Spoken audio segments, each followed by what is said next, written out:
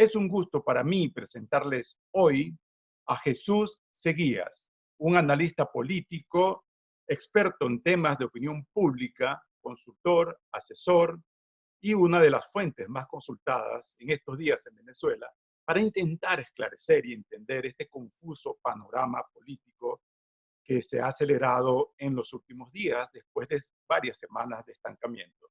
Muchas gracias, Seguías, por acompañarnos. Gracias a ustedes, Omar. Saludos cordiales a todos. En las últimas horas se ha precipitado la división de la oposición en Venezuela, especialmente a partir de la posición unilateral asumida por Enrique Capriles, 2 veces ex candidato presidencial, ex gobernador y líder de uno de los partidos más importantes de la oposición, Primero Justicia. Se ha enfrentado a Guaidó y ha llamado al gobierno interino de Guaidó poco menos que una fantasía o un gobierno por Internet. ¿Cómo interpretar esto y qué puede ocurrir en el escenario político venezolano en las próximas semanas? Seguidas, por favor. Con gusto. Mira, en primer lugar, no creo que Capriles asuma una actitud unilateral. Igual que María Corina Machado, que también asumió una posición y no significa que sean unilaterales. Lo que ocurre es que la oposición venezolana quedó prácticamente desguarnecida de estrategias, quedó en la nada. Ya lo que se suponía que era una narrativa que venía tomando fuerza desde hace 7 años, esa narrativa del Maduro vete ya, de provocar la insurrección popular, la insurrección militar, la intervención militar internacional, todo eso quedó desmantelado en 7 años y todavía hay quienes creen que eso puede continuar. Y lo que ocurre es que eso colapsó ya. A estas alturas, más acompañado de la gran crisis generada por la pandemia, a estas alturas, esa estrategia está llegando a su final. Porque es que además no resuelve la crisis del país. O sea, supongamos que hay condiciones para que haya una rebelión popular y salga la gente a la calle, haya un estado de caos generalizado en el país, o vengan los militares, intervengan. ¿Ustedes creen, los que me escuchan, que del otro lado no hay capacidad de respuesta en términos militares y paramilitares? ¿Qué va a pasar con el país en un escenario como ese? ¿Quién va a controlar la calle? ¿Quién de los opositores de los partidos de oposición tiene el suficiente liderazgo colectivo y arraigado en la sociedad venezolana para controlar una ira popular? Yo creo que estamos jugando con fuego y además que somos unos inmensos irresponsables en estimular supuestas salidas que lo que van a hacer es agravar más las cosas. ¿Por qué te digo que las van a agravar, Omar? Porque es que la crisis venezolana está conformada por 5 megacrisis. No es una. Para los políticos, la única crisis que existe es la crisis política, la crisis por el poder o la lucha por el poder. Y se olvidan de las demás megacrisis. ¿Dónde queda la crisis? Por cierto, la crisis política solo importa al 16% de los venezolanos. Al 84% restante, los venezolanos le importan la megacrisis económica, la más relevante de todas, la megacrisis de los servicios públicos, la gasolina, la electricidad, el gas doméstico, el agua, etc. La megacrisis social, conformada por el éxodo, el hambre, la crisis de la pandemia, la descomposición social de la nación y la megacrisis emocional, que quizás es la peor de todas, porque en este momento los venezolanos están debatiéndose en estados de ira, en estados de frustración, en estados de amargura, en estados de odio, en estados de decepciones, en estados depresivos. Y cuando las personas están en esos estados emocionales destructivos, no son capaces de resolver ningún problema. ¿Ese porcentaje proviene de estudios de opinión pública hechos en qué mes? Ese porcentaje de 84%. Es un estudio además se parece al... Es un estudio hecho por nuestra firma Dating Corp, realizado el 2 de agosto, es decir, hace un mes, hace 30 días. Y donde además, por cierto, quienes reconocen a Juan Guaidó como presidente de la República son apenas el 16% de los venezolanos, versus 51% que reconoce a Nicolás Maduro. Entonces, ¿quién está tomando ¿Y posiciones laterales? qué porcentaje de aprobación tiene Nicolás Maduro en esos estudios? Mira, en cuanto a una cosa es reconocerlo como presidente de la República y otra cosa es aprobación. Sí. Nicolás Maduro tiene una desaprobación, un nivel de rechazo del 81%. Pero es que el rechazo que hay hacia Juan Guaidó es del 88%. O sea, la oposición quedó prácticamente en las nubes en materia de liderazgo, en materia de orientación, en materia política, en materia estratégica. No hay nada. Esos números ilustran una especie de vacío, de falta de espacios, de una población huérfana en demanda de soluciones. Sí, claro. Y la mayoría de los venezolanos, la mayoría absoluta, no está conforme con los políticos que tiene, ni está conforme con los partidos políticos que tiene. Y encima de eso, una inmensa crisis, como ya las mencioné, ante la cual los políticos no dan respuestas de ningún tipo, ni los del gobierno, ni de los de la oposición. Te pongo nada más el ejemplo de la gasolina. El ejemplo de la gasolina deviene, pues, por supuesto, de la crisis de la industria petrolera, en la cual el gobierno tiene, según Maduro, tiene la mitad de la responsabilidad y la otra mitad es de la comunidad internacional a través de sus sanciones. Yo digo que el porcentaje de responsabilidad de Maduro es mucho mayor que el 50%, pero bueno, digamos que es el 50%. Venezuela necesita reconstruir por lo menos una refinería de las varias que tiene para abastecer el mercado nacional de la gasolina. ¿Qué se requiere? Tecnología, recursos, etcétera, que la banca internacional, de alguna manera, y algunos factores internacionales pudiesen contribuir, y los que tienen sanciones contra la industria petrolera deben, por lo menos en ese caso, hacer concesiones para que los venezolanos se surtan de gasolina.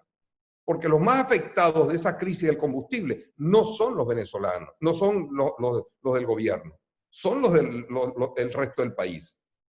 Chavistas, opositores, porque los del gobierno tienen resueltos sus problemas por intereses de Estado. Ellos tienen prioridad para surtirse de gasolina y después la revenden y bachaquean con eso. Y ya vemos pues lo que significa, y además algunos que las contrabandean aún. Entonces, Nicolás Maduro tendría la obligación de reconstruir una refinería. La comunidad internacional y especialmente Estados Unidos debería contribuir a que eso se solucione, permitiendo pues el acceso de tecnologías, de equipos, de dinero, etcétera. Y luego, mientras se reconstruye la refinería, pues que Juan Guaidó, como regente actual de Citgo, que es una empresa venezolana, envíe gasolina y abastezca de gasolina al país mientras se reconstruye la refinería. Y santo remedio, ¿qué es lo que impide eso? ¿Qué es lo que impide que Juan Guaidó haga eso? Pues él cree que mientras más sufran los venezolanos, más nos aproximamos a un desenlace en contra de Maduro. El propio gobierno difícilmente permitiría, porque significaría reconocer a Juan Guaidó, permitiría que ingresara esa gasolina, como tampoco permitió que se le pague un bono a los trabajadores de la salud. No, yo no creo eso, créemelo. En este momento, yo creo que el gobierno está buscando maneras de romper este esquema de estancamiento y de crisis que tiene el país, porque no les conviene a ellos. ¿Por qué tú crees que acaban de tomar la decisión que tomaron con respecto a los políticos, a los presos políticos y en cuanto a los que estaban inhabilitados y los que están en el exilio? Eso que se llama pues el indulto presidencial. Sí. Preparar el terreno para las elecciones. Esa decisión. Porque quieren que los opositores vayan, mejor dicho, los opositores beneficiados por la medida salgan a votar y a llamar a elecciones para el 6 de diciembre. Yo no lo creo. O sea, ese argumento no es consistente, porque entonces, ¿qué sentido tiene haber liberado o haberle dado, haber indultado a Freddy Guevara o a Américo de Gracia y tantos otros diputados que no van a ir a elecciones jamás, porque ya tienen posiciones tomadas? Entonces, si ese fuese el argumento, Nicolás Maduro habría negociado con aquellos que quieren participar y dice, ok, yo te doy la libertad a cambio de que tú participes. Punto. No te compromete, entonces no te dejo libre. Eso es lo que haría en todo caso. Pero ¿por qué hizo todo lo demás? Ah, porque la crisis del coronavirus está afectando mucho a los presos. Pues que menos de la mitad de los que fueron indultados son presos políticos. ¿Y los otros? ¿Qué pasa con ellos? Entonces, hay algo más detrás de todo esto. Y es que el gobierno, cuyo mayor enemigo no es los Estados Unidos, y mucho menos una oposición desarticulada, desmembrada, dividida, fracturada en 1000 pedazos, son la preocupación para Nicolás Maduro. Lo que preocupa a Nicolás Maduro y lo obliga a buscar consensos y acuerdos negociados es la crisis del país, porque el país se les está yendo de las manos y no tienen recursos para resolverlo, porque la industria petrolera dejó de percibir dinero, porque todo lo que está vendiendo lo está vendiendo a pérdidas. A pérdidas. Entonces, ¿con qué pagan la nómina? ¿Con qué pagan el gas público? No hay manera. Y no hay centro, y no hay, digamos, oportunidad de financiamiento internacional porque nadie le va a dar un centavo a Nicolás Maduro, ni siquiera los chinos. Ni siquiera los chinos que acaban de firmar un contrato a 25 años con Irán por 400.000 millones de dólares. Y a Nicolás Maduro no le dan ni un centavo. ¿Por qué? Porque es que los chavistas del gobierno dilapidaron el fondo chino. O sea, eso tiene molesto a mucha gente. Entonces, y cada país en este momento está enfrentando sus propios problemas. No hay fuente de financiamiento. Entonces hay que destrancar, hay que liberar este juego trancado para que entonces comencemos a operar en otro sentido. Y ahí es donde yo creo que Nicolás Maduro está tratando de poner carta fuerte sobre la mesa, cediendo a grandes concesiones exigidas por la oposición, por cierto, porque una de las condiciones que exige la oposición es que habiliten e indulten a los presos políticos. Pues ya tomaron ese paso. Ahora se trata de ver cómo responde la oposición, y lo que se le ocurre responder a la oposición es que Nicolás Maduro no debió haber hecho eso porque no tiene facultades, o sea, que sigan presos los presos. Pero también está la demanda insatisfecha de que habiliten los partidos políticos más importantes para que pueda haber unas elecciones competitivas. Está bien, pero esto es una confrontación de dando y dando. Esto es dando y dando. ¿Qué otra cosa podría dar la oposición en este caso? Presionar para que disminuya el peso de las sanciones, por ejemplo. Mira, yo lo que creo es que la oposición venezolana tiene un problema mucho más grande que el tema de las elecciones parlamentarias y estas cosas. O sea, es mucho más grande. Uno, la oposición venezolana tiene que considerar cuál es su nivel de compromiso con una nación que está sufriendo. ¿Y cuál es la prioridad? La prioridad sigue siendo el poder. Tienen 7 años tratando de sacar a Maduro por la vía rápida. Y resulta que la vía rápida del Maduro vete ya terminó siendo la más larga de todas, la más costosa de todas en vidas, la que generó un éxodo de 5 millones de más de 5 millones de venezolanos, y de paso desarticulada y desmantelada totalmente esa estrategia hoy día. No tiene futuro. No tiene futuro. Yo quiero que alguien me convenza de cuál es el futuro de esa teoría basada en la confrontación violenta para sacar y cambiar el gobierno de Maduro. Entonces, si Maduro no está dispuesto a irse, ni tienes mecanismos para sacarlos, significa que el proceso va a ser más largo. Entonces tú tienes dos opciones. O tiras la toalla y renuncias a la política, o te pones a hacer lo correcto, asumiendo tu responsabilidad ante los fracasos anteriores, actuando con humildad, actuando con coraje, y decirle al país, señores, esta ruta fracasó y la única ruta viable, no solamente para cambiar al gobierno, sino para crear las condiciones adecuadas para que lleguen a Venezuela todos los inversionistas privados que son los únicos capaces de reconstruir la economía del país. Los únicos. Porque hay 3 fuentes. O el Estado, que no tiene dinero porque está arruinado, o la comunidad financiera internacional, incluyendo la banca multilateral, que tampoco va a tener 50, 100 mil millones de dólares que necesita Venezuela con urgencia para comenzar a reconstruirse. Nada más la industria petrolera requiere de 30, 40 mil millones. Nada más el sector eléctrico del país requiere 10, 15 mil millones de dólares. ¿De dónde va a salir eso? ¿Cómo puede comenzar a operar Venezuela si no tiene electricidad? Si todas las empresas de Guayana arrancaran en este momento a funcionar, toda Venezuela se queda sin energía eléctrica. Toda. No hay manera de abastecerla. ¿Cómo arranca un país de esa forma? ¿Quién pone ese dinero? El sector privado. Es el único capaz de hacerlo. Y el sector privado, Omar, déjame terminar esta idea. El sector privado, que es el único que puede resolver la crisis económica del país, va a llegar a un país que le garantice absoluta paz social y política. El escenario de la confrontación no garantiza esa exigencia. El escenario de la confrontación lo que va a contribuir a que el país se incendie durante mucho tiempo. Y mientras el país está incendiado por los cuatro costados, no llega un solo centavo de dólar de inversión. Y si no hay inversión, no se resuelve la crisis económica. Entonces, ¿qué sentido tuvo un cambio de gobierno? Un punto allí, siguiendo por esa línea de pensamiento, todas esas inversiones, especialmente en la industria petrolera y del refinanciamiento de la deuda externa de Venezuela, que supera los 160.000 millones de dólares y están en impago, en default, de un país moroso, todo necesitará aprobación de la Asamblea Nacional, del Parlamento. Esta elección del 6 de diciembre será una oportunidad entonces para el chavismo lograr legitimar un parlamento que sea aceptado internacionalmente y que permita liberar estas inversiones. Es que ahí está el tema. El chavismo puede ganar las elecciones de diciembre, pero ¿cuántos países estarían dispuestos a reconocerlo? Esa es la piedra de tranca que ellos tienen. De nada sirve porque va a tener la misma capacidad vinculante que tiene la Asamblea Nacional Constituyente hoy día. ¿Qué capacidad vinculante tienen las decisiones de la Asamblea Nacional Constituyente a nivel internacional? Ninguna. Ninguna. Entonces, Nicolás Maduro no le basta solamente con ganar unas elecciones. Lo que necesita es un organismo legislativo que sea capaz de llegarle a todos los países, que sea aceptado y comience a generarse un nuevo juego en Venezuela.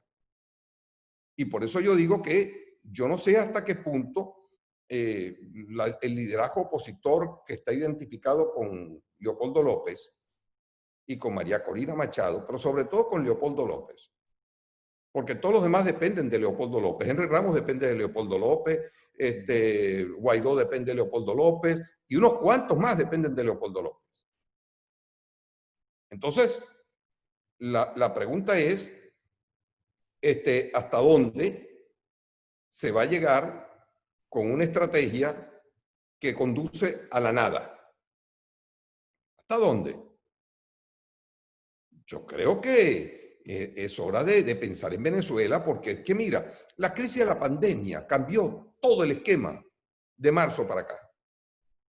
Sí. Lo que viene es peor a lo que estamos viviendo. Si hay algún venezolano que cree que no hay nada peor a lo que se ha vivido, se equivoca. Vienen situaciones peores y eso es lo que Nicolás Maduro está previendo. La crisis de la pandemia ahora va a ser exponencial. En Venezuela se está muriendo la gente en las calles. Recientemente en el Tigre me informan, murieron 3 personas en la calle así desplomadas por el coronavirus. Se están muriendo en las casas. Y el venezolano está ante el dilema de que no puede salir a la calle para no contraer el coronavirus, pero tampoco se puede quedar en la casa porque se muere de hambre. Eso es un dilema duro. Entonces yo digo que este es el momento de pensar primero en Venezuela y sus problemas más graves y urgentes y luego en el tema del poder.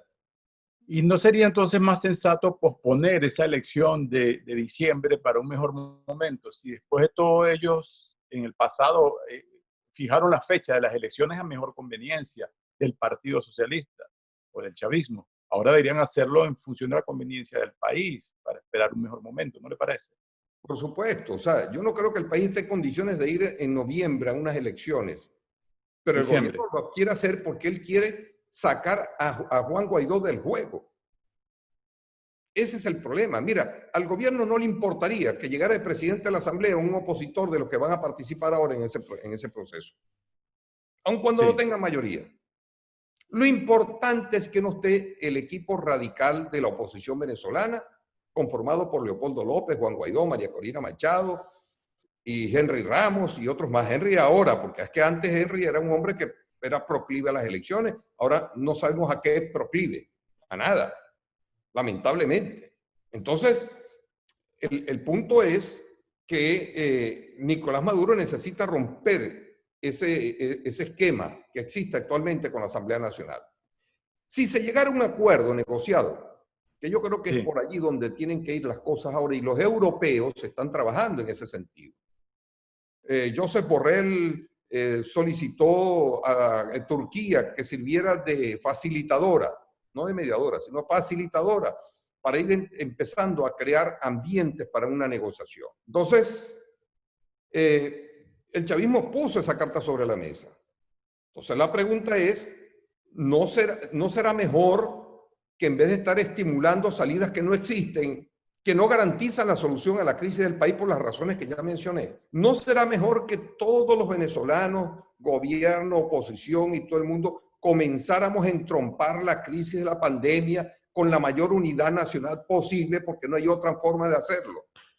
Porque es que así estemos unidos, la vamos a pasar duro. Así estemos unidos, agarraditos de la mano, chavistas y opositores, Nicolás Maduro y Juan Guaidó. Con todo y eso lo vamos a tener dura, porque Venezuela no va a ser un país atractivo para ningún inversionista.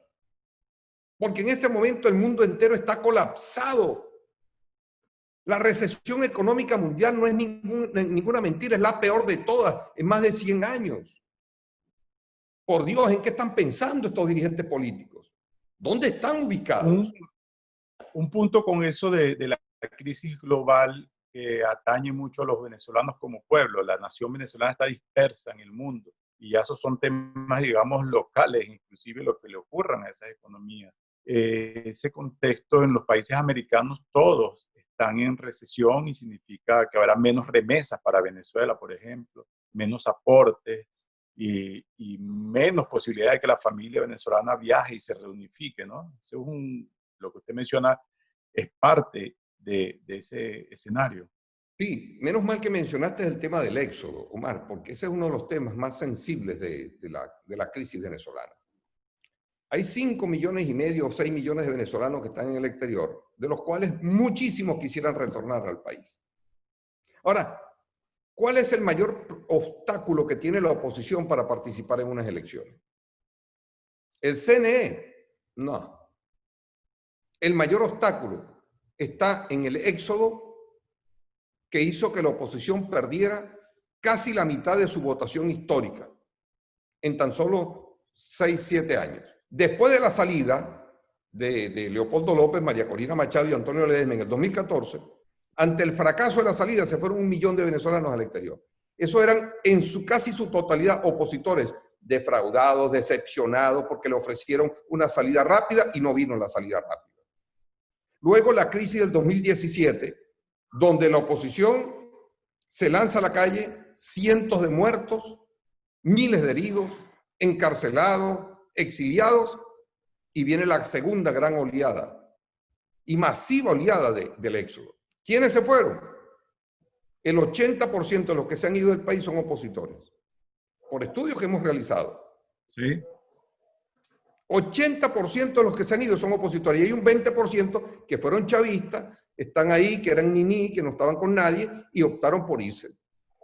Y el 85% de los que se han ido por razones económicas y en busca de mejores calidad de vida, no por razones políticas. Apenas un 6% se ha ido por razones políticas. Entonces, la pregunta que uno se hace es, ¿quién salió más afectado con el éxodo? Sin duda que la oposición venezolana.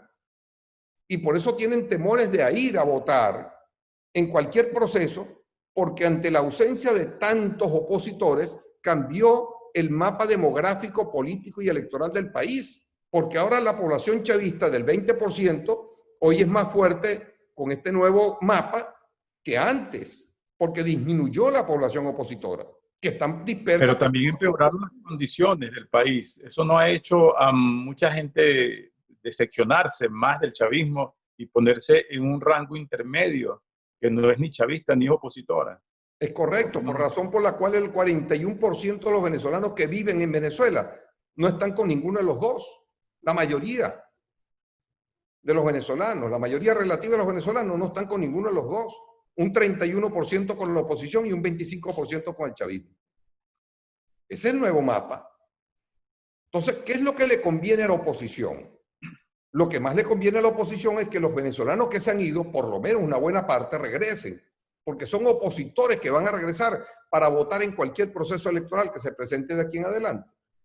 ¿Y qué se requiere para que ellos regresen? Que mejoren las condiciones de vida en Venezuela. Por tanto, lo que más conviene a la oposición no es que empeoren las condiciones de vida, es que mejoren las condiciones de vida, porque hay la posibilidad de que retornen masivamente los venezolanos, porque las cosas en el exterior se han puesto demasiado difíciles, ahora con la crisis de la pandemia. Claro, pero el gobierno, el llamado gobierno interino de Guaidó en realidad nunca existió porque no tenía poder real de ejecución, no tenía cómo materializar dentro del país muchas cosas, además no tenía el apoyo de la Fuerza Armada. ¿Qué herramientas reales podría tener la oposición venezolana para poder presionar por cambios positivos en Venezuela ahora? Mira, yo creo que la crisis está presionando a ambos factores de poder y uniéndose inclusive la van a tener muy difícil también, pero por lo menos están más próximos a resolverla estando juntos que estando separados. Me dirán, pero bueno, eso es imposible, Estados Unidos no lo va a aceptar. Mentira, Estados Unidos propuso en marzo el marco para la transición democrática en Venezuela, Omar. Y ese marco tiene dos ideas centrales: negociación y cohabitación con el gobierno de chavista, ambos. Que lo lean. Invito a todo el mundo a que lea ese documento. Es la propuesta más seria que ha formulado los Estados Unidos para resolver la crisis de Venezuela. Yo me pregunto, ¿es que acaso en la oposición están trabajando en función de una negociación? ¿Quiénes lo están haciendo? ¿Quiénes están haciendo lo necesario para que haya negociación? Yo creo que lo que están es dinamitando, porque si hubiese interés en negociar, que es lo que exige la comunidad internacional, toda, desde los Estados Unidos, pasando por el Grupo de Lima y la Comunidad Europea, toda la comunidad internacional pide que esto se resuelva en negociaciones. ¿Quiénes están trabajando en función de eso? Bueno, algunos, pero el Grupo de los Cuatro, Juan Guaidó, no lo está haciendo. ¿Por qué no lo está haciendo? Lo demostró ahora con la decisión del gobierno de indultar a 110 políticos presos y exiliados. Y algunos que están en Venezuela. Eso fue una propuesta que hace el gobierno de Nicolás Maduro, que era para que la oposición, en la más absoluta serenidad, en el más absoluto raciocinio, dijera: señores, tenemos aquí en la mesa algo interesante que abre las compuertas para hacer lo que la comunidad internacional nos está pidiendo, que nos sentemos a negociar. Pero es que son unos dirigentes, Omar, y hay que decirlo, lamentablemente, son dirigentes que están obsesionados con una idea fracasada. Eso pasa en la vida. Los seres humanos a veces se obsesionan con algo que no pueden alcanzar y se convierte en eso en una obsesión que los hace perder las perspectivas de todo punto de vista. Y en esa onda andan algunos dirigentes de oposición que todavía les tiran un portazo en la cara y no se enteran que no tienen posibilidades de hacer nada, que no tienen posibilidades de entrar por esa vía. Tuvo que venir Elliot Abrams a decirle a María Corina Machado: bájese de la nube de la intervención militar internacional, porque eso no es posible, eso es realismo mágico. Sí, ¿Qué espera? Sí. Esa salida es inviable. Ahora bien, considerando todos esos elementos que hemos mencionado, ¿cuál sería el escenario más probable para Venezuela en las próximas semanas y meses? ¿Se aleja más la posibilidad de una transición? ¿Viene chavismo forever? ¿Es posible que los militares propicien un cambio? Más deterioro económico y social, es evidente, eso es lo que tenemos claro, pero ¿cuál sería, según el punto de vista de un experto en opinión pública y análisis político? Siempre es un riesgo, claro, pero es una posibilidad de hacer conjeturas sobre la base de elementos ya presentes. Bueno, te lo voy a decir muy resumidamente y esquemáticamente.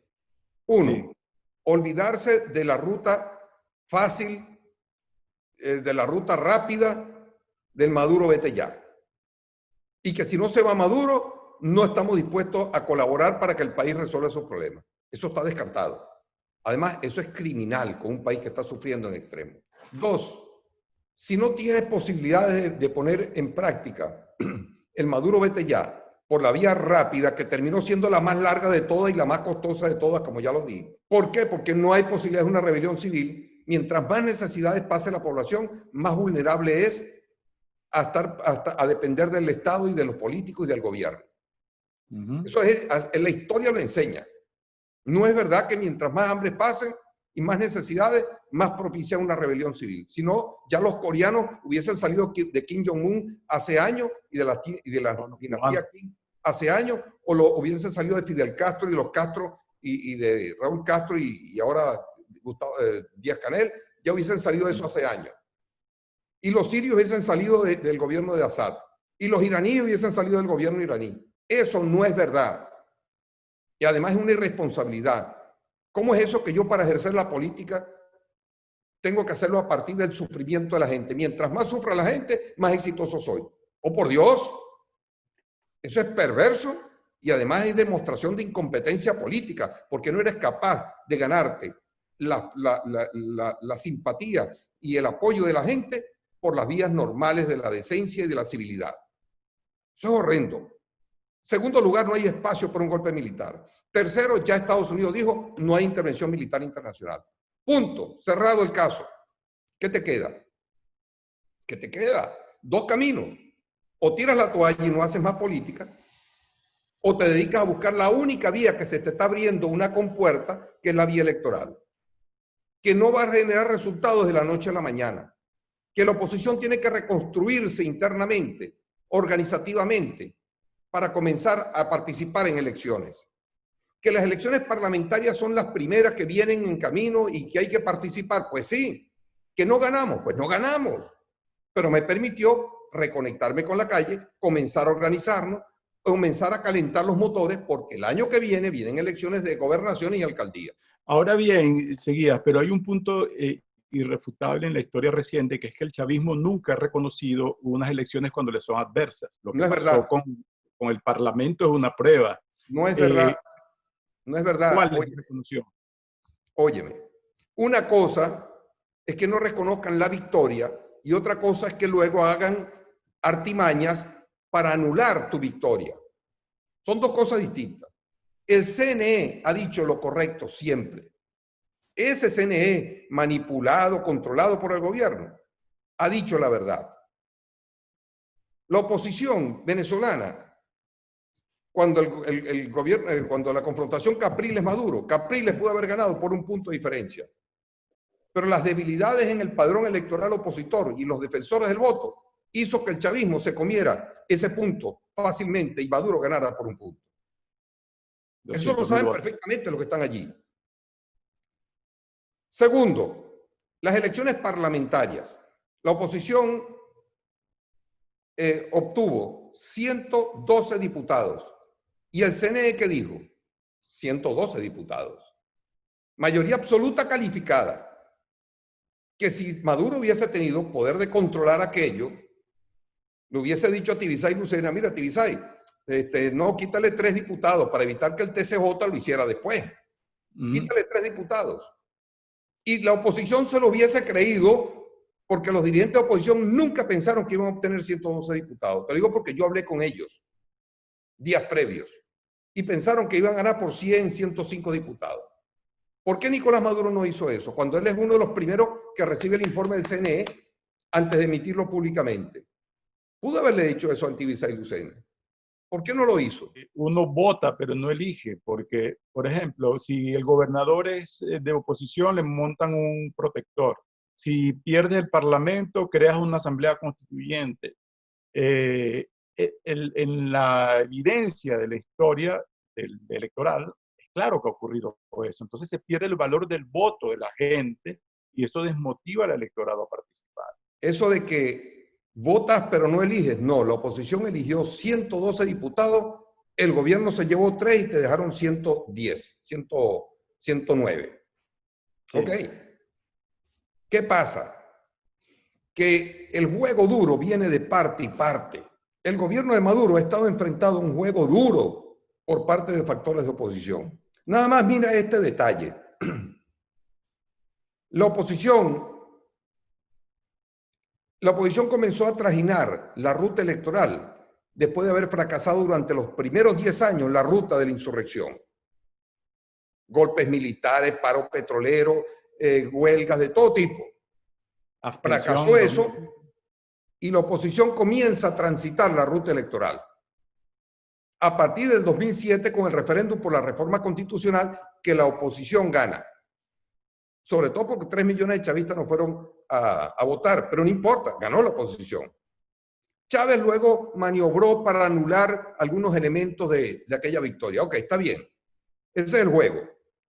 Luego van a elecciones de gobernaciones en el 2008 y la oposición saca las gobernaciones más importantes del país a su favor. En el 2010 la oposición iguala al chavismo en votación en la parlamentaria del 2010. En el 2012, Capriles enfrenta al gigante Chávez, gigante en materia de liderazgo, de popularidad, de recursos económicos, de poder del Estado. Y se puso a 10.5, 11 puntos de ventaja, de diferencia con Chávez. Muere Chávez, viene Maduro, y en las elecciones presidenciales del 2013, la oposición por primera vez igual en votación al gobierno chavista, que ya es un elefante político. Es importante destacar esto. El chavismo ya es un elefante político en estos tiempos. Por lo tanto, tienes que aprender con criterio estratégico y político a comerte el elefante en rebanadas. El Maduro, vete ya, forma parte de aquellos que creen que se comen un elefante en una sola sentada. Y eso no es verdad. Por lo tanto, tú sabes que este va a ser un juego de avances y retrocesos, pero más avances que retrocesos. ¿Para qué? Para que al cabo de un tiempo tenga suficiente poder acumulado para hacer las cosas de una manera distinta. Pues, cuando la oposición logra aquella victoria política, más no electoral, en el 2013, lo que venía a continuación eran las elecciones municipales y las regionales. En diciembre de ese año, el chavismo fue a elecciones y arrasó con el 80% de las alcaldías del país. 80. O sea, el chavismo se recuperó después de la muerte de Chávez y le da una tremenda lección política, o mejor dicho, una tremenda patada política y electoral, y revuelca a la oposición en diciembre del 2013. ¿Qué es lo que se le ocurre a un grupo de la oposición? Inaugurar el Maduro vete ya y romper con la línea electoral que se venía realizando. Y lanzan la salida en el 2014. Fracasa la salida. Se van más de 1 millón de venezolanos al exterior defraudados, decepcionados. Y en el 2015, la oposición logra un nivel de cohesión y retoma la ruta electoral, que es la única ruta que le ha dado victorias tangibles a la oposición. La única.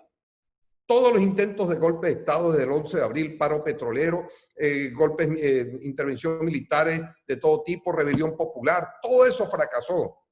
¿Por qué? Porque el chavismo es fuerte en el escenario de la confrontación radical, mucho más fuerte que la oposición, porque están organizados, porque están armados, porque tienen dinero. Es su escenario natural. Esa es su área de confort, no de la oposición. La oposición no está hecha para la guerra, sino para la democracia. ¿Cómo es que tú vas a renunciar a tu fortaleza para ponerte a pelear en el terreno del enemigo? Te van a revolcar. Pero es que algo tan elemental que yo digo, ¿cómo es posible que no lo hayan entendido? Entonces, cuando retoman la vía electoral en el 2015, con un CNE controlado por el gobierno, con todas las marramuncias habidas y por haber, cuando el gobierno se empeñó en que no hubiese tarjeta única y sin embargo la oposición logró montarla, le montaron un parapeto al lado, un clon de la tarjeta para engañar a la gente. Y encima de eso, ilegalizan a Copey y Copey está inhabilitado para participar en el proceso electoral. Algo parecido a lo que está pasando en este momento. Con todas esas condiciones adversas, la oposición fue unida, escogió los candidatos de manera democrática, hubo una campaña paraguas a nivel general, una sola tarjeta y hubo defensores del voto en todos los centros de votación. Resultado, victoria aplastante. El gobierno, después de aquella victoria, toma la decisión preocupado porque ya los opositores venían con el ánimo de volver otra vez a la ruta de la vía rápida y sacar a Maduro de la manera más rápida posible. El chavismo, que es un elefante, dice, a mí no me vas a fregar con eso. Porque una mayoría absoluta calificada era para convocar un referéndum revocatorio sin necesidad de las firmas. Y el gobierno anula esa posibilidad con el tema de los diputados de Amazonas. Ok, está bien.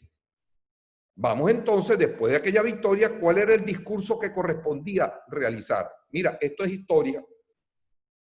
Y aquí está la clave de todo lo que está pasando en este momento. En vez de continuar la oposición por la ruta electoral, la oposición decide sacar por la vía constitucional a un gobierno que ellos definen como comunista, totalitario, dictatorial, que no cree en la democracia. Entonces ellos creen que ese gobierno iba a respetar las decisiones que la Asamblea Nacional tomara para sacar a Maduro de inmediato. Pues no lo iban a respetar. Y le montaron la Asamblea Nacional Constituyente. ¿O es que acaso la Asamblea Nacional Constituyente nació porque ellos son locos? Nacieron en respuesta a una actitud de un juego duro. Porque Leopoldo López volvió a imponer eso y Henry Ramos cae en la tontería de entrar en ese juego cuando ese no era su juego. Su juego era ir otra vez a elecciones parlamentarias. Después de las elecciones parlamentarias venían las de gobernaciones y alcaldía. ¿Qué pasó? En enero nosotros hicimos un estudio para medir por quién votarían los venezolanos si las elecciones de gobernaciones y alcaldías fuesen en ese momento. La oposición tenía garantizado, después de esa victoria parlamentaria enorme, ya tenía garantizado en el bolsillo más de 20 gobernaciones y más de 200 alcaldías. ¿Tú te imaginas el poder que eso significa? Pero el desespero, la inmadurez, el protagonismo, el mesianismo de unos cuantos dirigentes de oposición abortó todo aquello porque había que salir de Maduro rápidamente. Entonces la pelea no era si era posible o no salir, sino quién iba a ser el presidente, porque ya era un hecho que se iba a ir Maduro. Y hubo la pelea entre Primero Justicia, Acción Democrática, Henry Ramos y bueno, y Leopoldo López Asusando, etc. Si la oposición hubiese continuado con la ruta electoral, con 200 alcaldías en sus manos, con más de 20 gobernaciones en sus manos, entre ellas las más importantes del país, hubiese llegado a las elecciones del 2018, que ya pasó hace 2 años, con un poder en las manos gigantesco, donde no había manera que Maduro impidiera una victoria opositora en ese momento. ¿A que se iban a robar las elecciones? Pues ese era el momento de la guerra. Para todos los guerreros que hablan de guerra, ese era el momento. Ir a defender el triunfo. Ahora, eso era historia, como has mencionado. Pero de cara a este proceso electoral de diciembre, ¿habría condiciones para participar en una forma parecida a esa que estás mencionando del pasado? ¿O ya está tan deteriorado el sistema electoral que sería improbable que la salida del voto fuese consistente? Yo no sé qué está más deteriorado. ¿Qué dice de opinión? ¿La gente estaría dispuesta a votar? Yo no sé qué está más deteriorado, si el sistema electoral o la oposición misma. Yo creo que es la oposición misma la que está más deteriorada. El mayor obstáculo ahorita para una victoria opositora no son el CNE ni las condiciones que puedan haber. Es que la oposición perdió la mitad de sus votantes. Tiene el padrón electoral totalmente desarticulado y fracturado. No tiene para defender los votos. No tiene los mismos votos de antes. Tiene que rehacer su juego político. Y encima de eso está sin suficientes, digamos, criterios unificados para decir, nos vamos por aquí. Obvio que eso no son condiciones que sean tentadoras, pero ¿sabes qué? Este es el momento de los políticos. Este es el momento de decir, fracasamos. Esta vía que tenemos más de 7 años tratando de implantar no funcionó. Ahora se trata de hacer esto. Y esto va a llevar tiempo porque hay que empezar a trabajar casi desde cero. Conformar de nuevo los padrones electorales. Porque después de las elecciones parlamentarias vienen las de gobernación y alcaldía. Sin descuidar la posibilidad de un referéndum revocatorio en el 2022 o de una elección presidencial. Y si la oposición sigue desarticulada como está, no te extrañe que el gobierno convoque unas elecciones conjuntas, una mega elección de alcaldías, gobernación y presidencia a mediados del próximo año. Yo quiero saber qué van a hacer los opositores en ese momento. Porque eso es posible, porque el gobierno no sabe jugar No así los opositores y los dirigentes de oposición. ¿Qué va a pasar en ese momento? Yo quiero saber qué va a pasar si cuando se vence el periodo de inscripción de candidatos, la oposición queda totalmente disminuida, y Nicolás Maduro logra que la Comunidad Europea, que ya lo formularon, ya lo pidieron oficialmente, Sí. sirva de observadora, no de veedora, no, observación internacional por primera vez en 15 años que lo permitieron y lo aceptaron. Porque Le está pidieron a seguro. las Naciones Unidas, a la Comunidad Europea, que sirviera como observadores internacionales para garantizar la pulcritud del proceso. Y no te extrañe que tengamos las elecciones más limpias habidas y por haber en la historia de Venezuela. Claro, porque correrían solos. Pero corren solos porque los demás no quisieron inscribirse. El gobierno va a decir, señores, querían que los liberáramos para que participaran, los liberamos. Les retornamos todos sus derechos políticos. Pospusimos la inscripción de los candidatos y le dimos una prórroga. Pues salgan a inscribirse. ¿Quién va a decir lo contrario? Dos últimas preguntas. ¿Hay tiempo para revertir ese escenario bastante probable? ¿Y qué dicen las encuestas sobre la intención de voto y de votar del venezolano? Hace un mes era aproximadamente el 36% totalmente decidido a votar, de los cuales la mayoría son chavistas, obvio, una minoría de opositores, pero los niní, que son la mayoría, son más propensos a votar que los mismos opositores, porque los opositores están endemoniados en una estrategia fracasada, están obsesionados con eso, y algunos dirigentes irresponsables mintiéndole además a los opositores. Y obviamente eso puede estimular la abstención, pero hay un porcentaje del 10% de electores que posiblemente vayan a votar. Ponte tú que los convencieron, ya estamos hablando del 46% de participación y un 44% un 64% de abstención. ¿Ok? Entonces, perdón, un 54% de abstención. Eso significa que eso no es nada favorable para el país. Pero Maduro tiene la obligación de hacer valer esas elecciones a como dé lugar. Por eso digo, no nos extrañe que se conviertan en unas elecciones profundamente limpias. Ya con la garantía de que Juan Guaidó no va a participar, ni el otro va a participar, etcétera, ok. Y abren las compuertas. Si son inteligentes políticamente, y mira que han demostrado varias veces que son más inteligentes de lo que algunos creen, más inteligentes de lo que algunos creen, ellos abrirían las compuertas, todas las garantías electorales. Es decir, pueden hacer muchas cosas de aquí a allá. Muchas cosas. ¿Tiene tiempo la oposición para recomponerse?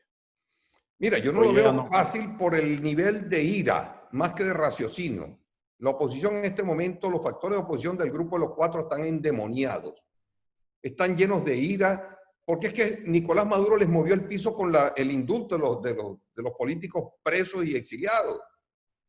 Ese indulto sacó de quicio a la oposición venezolana y para rematar Estados Unidos dice que la intervención militar internacional tampoco está planteada. ¿De qué les quedó? Yo me imagino que María Corina Machado, Antonio Ledesma deben estar reflexionando seriamente de sus próximos pasos, porque ellos dicen que si no hay intervención militar venezolana, ya no hay nada que hacer por Venezuela. Pues entonces tiraron la toalla en la política. Juan Guaidó y Leopoldo López están así para tirarla también. Entonces te vas a quedar tú en el escenario solamente para insultar a todos los demás, a todos los que están proponiendo soluciones, están proponiendo alternativas, y te vas a poner tú a montar paredones de fusilamiento en las redes sociales contra todos los que digan que hay que votar. ¿Dónde está? O sea, ¿cómo es aquello de que estamos en contra del delito de opinión que instauran las dictaduras comunistas y tú estás aplicando el mismo delito de opinión dentro de la oposición? ¿Qué no han dicho de Capriles en estos últimos días los opositores? Sí. Lo han montado en un paredón de fusilamiento, como montaron a muchos diputados y a muchos políticos, porque es que han creado una especie de extorsión a todo el liderazgo político que se atreva a contradecir lo que Leopoldo López diga. ¡Oh, Dios! ¿A dónde vamos a llegar? Capriles conserva apoyo popular. ¿Qué dicen los estudios de opinión sobre su figura? ¿Quién? Capriles. ¿Qué dicen los No, estudios de opinión sobre la figura? ¿Tiene Capriles, todavía? recordemos que el último estudio nuestro fue el 2 de agosto, donde Capriles estaba totalmente desaparecido del escenario político. Reaparece ahora, yo no sé cómo estará en este momento, pero yo me imagino que algún prestigio debe tener con estas decisiones. No ser un terreno fácil, sin duda. Demostrar que tú tienes la razón es un trabajo arduo, de una gran estrategia comunicacional, de mostrar verdades, de no ponerte a pelear o a cazar peleas inútiles, cazar peleas que no tienen sentido, intrascendentes. Ignorar a todos aquellos opositores que andan hablando tonterías y casarse con el país. Yo creo que hay una oportunidad ahora de rehacer el juego político, de que la oposición vuelva a las calles sin la amenaza que van a ser presos, detenidos, porque es que el gobierno no te va a detener porque vayas a organizar tu partido político y vayas a organizarte para ir a unas elecciones. Pero si tú sales a convocar a la guerra, obvio que eso trae consecuencias. En cualquier parte del mundo, tú haces eso en los Estados Unidos y eso trae consecuencias. Tú haces eso en cualquier país europeo y trae consecuencias. Eso es así en todas partes del mundo. Entonces, aquel que quiera ir a la guerra tiene que estar dispuesto a asumir las consecuencias. No te quejes. No te quejes si te reprimen. Porque tú te lo estás buscando. Además, ¿con qué objetivo? ¿Cuál es el objetivo? Es que eso es lo que yo no entiendo. ¿Cuál es el objetivo? No me han dicho cuál es el objetivo. ¿El objetivo es salir de Maduro nada más? ¿O el objetivo es resolver las 5 megacrisis que tenemos encima? Pues entonces, de la forma en que tú quieras salir de Maduro va a depender la solución de las 4 restantes. Esto es importante saberlo.